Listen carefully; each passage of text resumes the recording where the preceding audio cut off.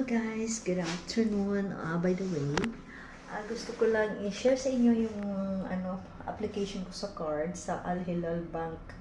Okay, nag-apply ako last Sunday night. So I did my application online last Sunday night. Tapos it says for verification, and then Monday I receive an email that my application is accepted. So, today, papakita ko sa inyo, meron na silang pinadala sa aking card so fast. Today is Thursday, so within 3 days, I received my ATM card. So, this is done. So, bubuksan ko, papakita ko sa inyo. Sa mga taong gustong mag-apply kayo through online. So, ito na yung card ko. Al Hilal ATM.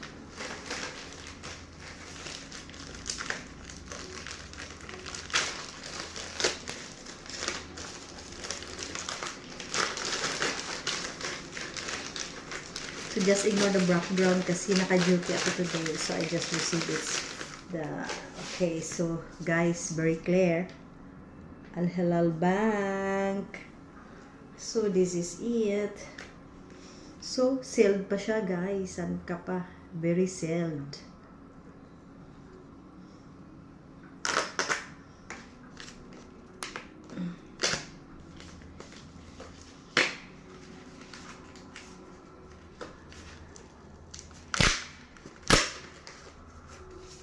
Oh, wow, so pretty. So pretty, guys. But only my name. There's no last name, just Carmen, you know? I'm just surprised why I don't have a last name.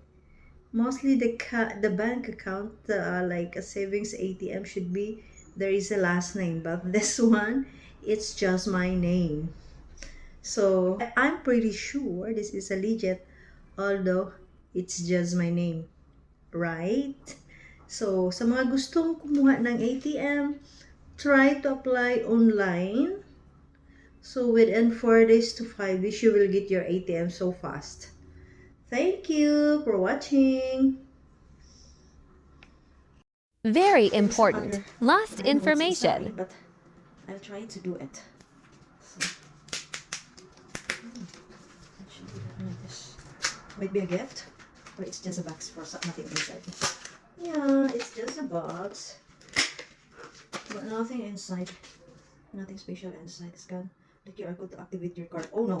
So there is an instruction that if you receive the ATM, so you should not throw directly on these things. So I was wanted to throw when I found out there is something you have to scan to activate the card.